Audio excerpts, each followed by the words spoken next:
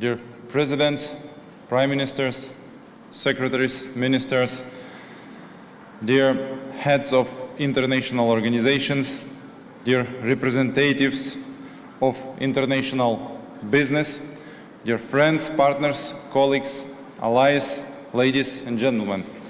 Today Ukraine is going through the most difficult times in the history of our independence.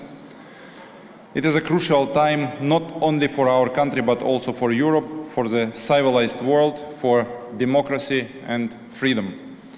The outcome of the war in Ukraine will determine the geopolitical landscape of Europe for many decades come. 16 months into war, no one doubts that Russia has not achieved its goals. Ukraine withstood.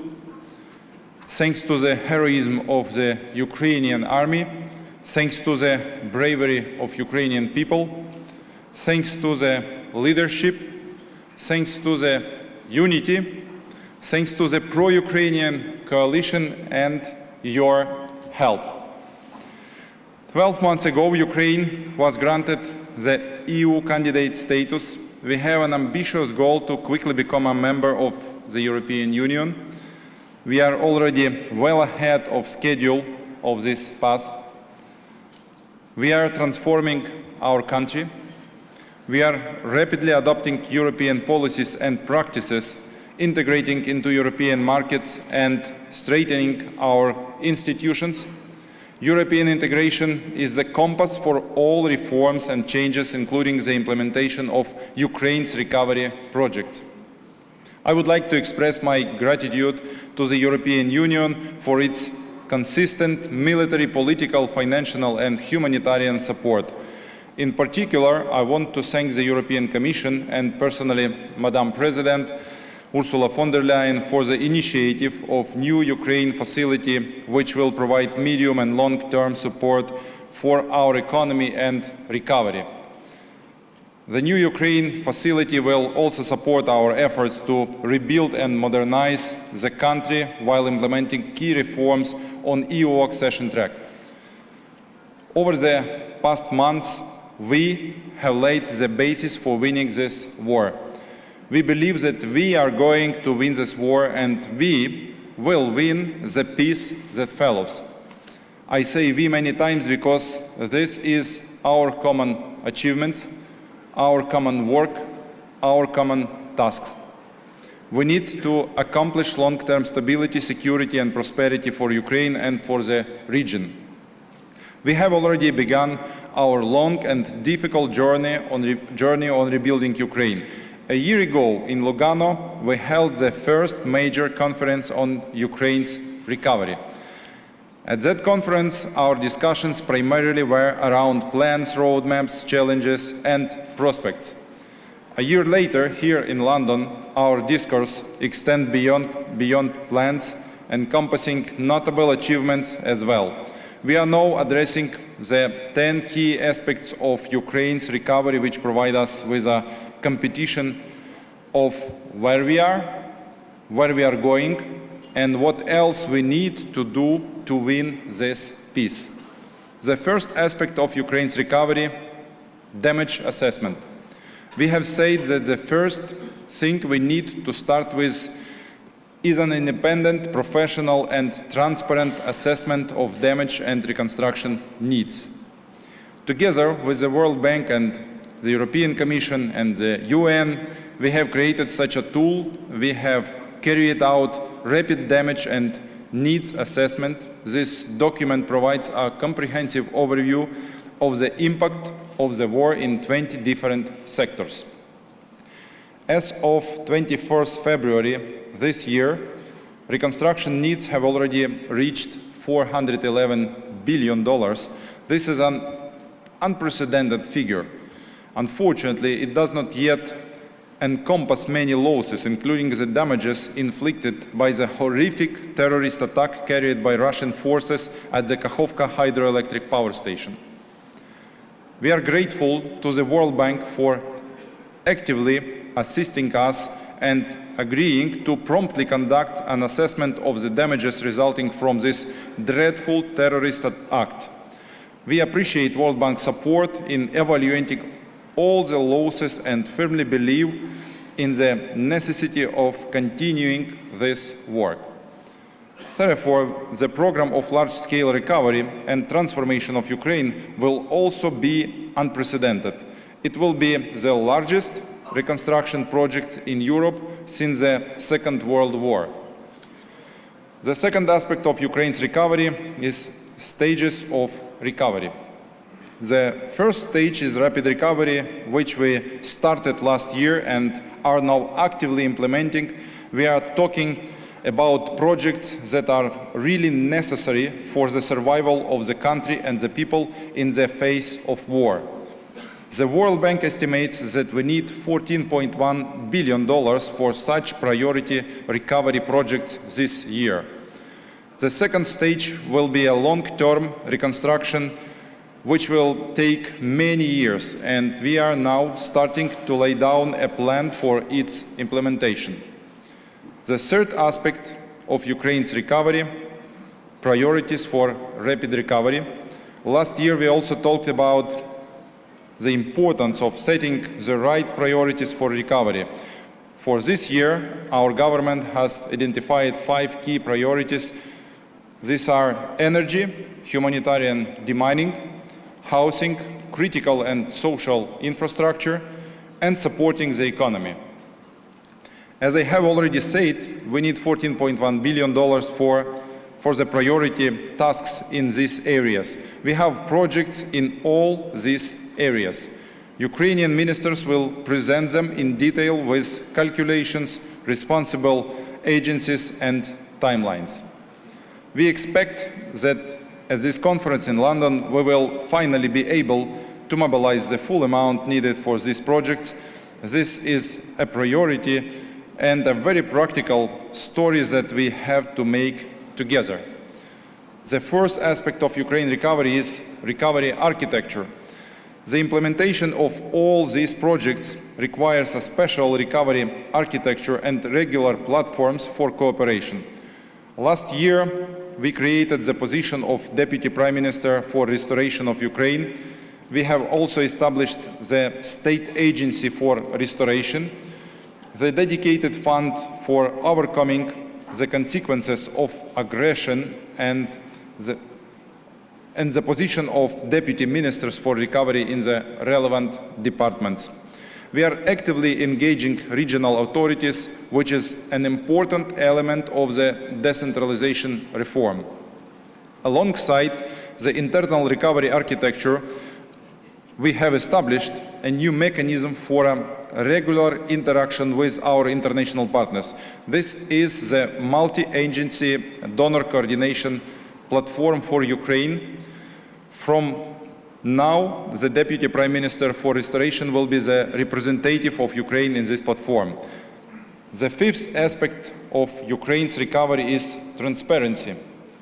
Speaking about the recovery architecture, we have mentioned many times the words transparency and accountability. We are making sure that these are not just words. Ukrainian reconstruction should become synonymous with transparency.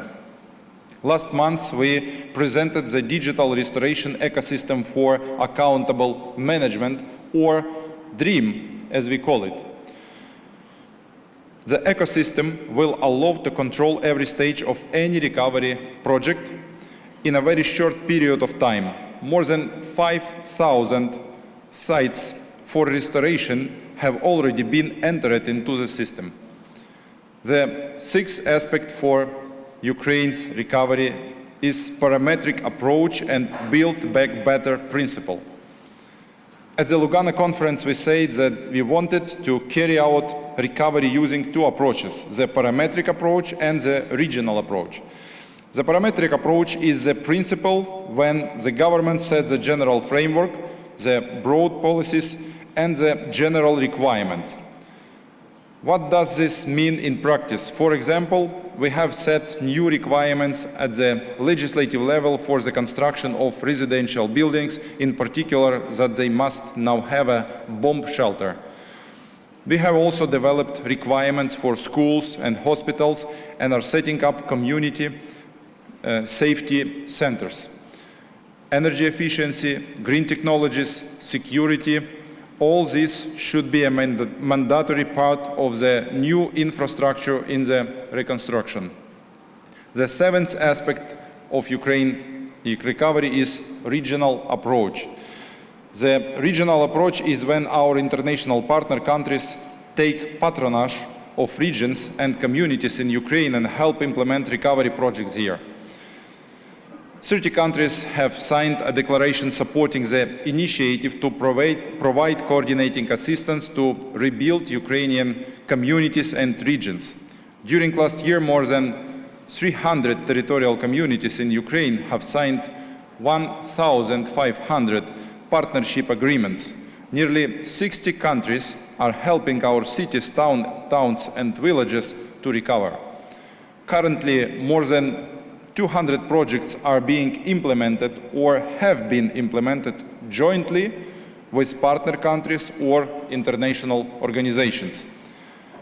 The eighth aspect of Ukraine's recovery is sources of financing the recovery. One of the key questions we are constantly facing is who will pay the hundreds of billions for the recovery. First and foremost, Russia must pay for what it has destroyed.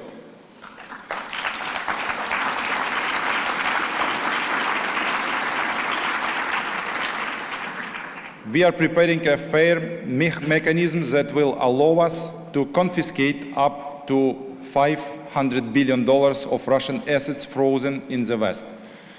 In May, a historic decision was taken at a meeting of the Council of Europe to establish a register of damage caused by Russia's aggression against Ukraine. This is the first component of the international compensation mechanism.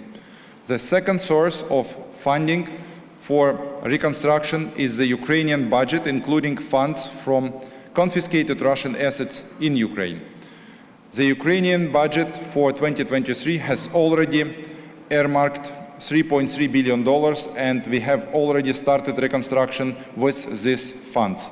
The third source is the assistance from our international partners, including international financial organizations. We are grateful to all of you. Our partners have already pledged $4.3 billion out of the total $14.1 billion needed for the rapid recovery for the next 12 months. But we still need another $6.55 billion. We have set an ambitious goal of securing pledges for this amount as a result of this conference. The ninth aspect of Ukraine's recovery is involvement of the private sector. No large-scale, effective and rapid recovery is possible without the involvement of private capital and private investment. We believe that it is business and entrepreneurs who can make our recovery truly effective. We are already offering projects and investment opportunities to international capital. Together with the World Bank, the US International Development Finance Corporation and other partners, we are working on an effective war risk insurance model for investment in Ukraine. We have identified 5 key segments that will form the basis for the recovery and transformation of our economy. The first sector is energy. There is a huge potential in the electricity sector, gas production and storage, and also hydrogen energy. President of Ukraine emphasized today in his speech on this sector especially. The second sector is a military-industrial complex. Many Ukrainian weapons and developments are proving their effectiveness on the battlefield right now. European and global defense companies are increasingly considering options for building new production facilities in Ukraine. After the war, we expect a great boost in the development of this sector in Ukraine. The third sector is agriculture. Ukraine is already world leader in the production of many crops. With government incentives and private foreign investments, we believe that post-war growth in this sector could be in double digits. The fourth sector is infrastructure. The recorded losses of this sector now exceed over $100 billion. Colossal destruction. So for many years, it will be the market that is worth tens of billions of euros. We will actively offer public-private partnership and concession projects. The fifth sector is IT. We have ambitions to become a digital hub in Europe. We offer IT companies some of the most favorable tax and regulatory conditions in the world. In general, we are telling the private sector that those who invest in Ukraine today will have extraordinary opportunities and prospects in coming years. The 10th aspect of Ukraine recovery, Ukraine is changing. Recovery of Ukraine is not just about rebuilding a power plant, a road, a house, or a hospital. Recovery of Ukraine is also about the transformation of our country, a new quality of institutions, and a new living space, a new European Ukraine. The planned changes and reforms are clearly in line with our aspirations to become a member of EU. We understand that Ukraine must change, and Ukraine is transforming right now. For this year, our government has identified 10 priority reforms and transformation projects: European integration, security and defense, new veterans policy, human capital development in the face of extraordinary challenges, new economic model, logistic development, and of course, rapid recovery. In addition, we have fully established the anti-corruptional infrastructure, the National Anti-Corruption Bureau, the Specialized Anti-Corruption Prosecutor's Office, the High Anti-Corruption Court, the National Agency on Corruption Prevention. These are important institutions that allow us to ensure the principle of inevitability in punishment and the rule of law. At the same time, our government is carrying out a major digitalization reform, a large-scale deregulation for doing business, the corporatization and the privatization of state-owned enterprises. These are the necessary changes that will allow us to prevent corruption. Dear friends, dear partners, Ukraine is changing and Ukraine is winning. Our victory will be the beginning of a renewed and stronger Europe. We are united in defense and we will be united in recovery. We are grateful to everyone who is helping us fight for our freedom and independence today. I would also like to express my gratitude to the government of the United Kingdom, personally to Prime Minister Rishi Sunak and Secretary of State James Cleverly, for co-organizing this conference, this perfect conference. Such events enable us to synchronize our efforts and work together towards the victory and recovery of Ukraine. Thank you for your attention. Thank you for your tremendous support. Thank you so much. Slava Ukraini! Thank you so much. Thank you. Thank you.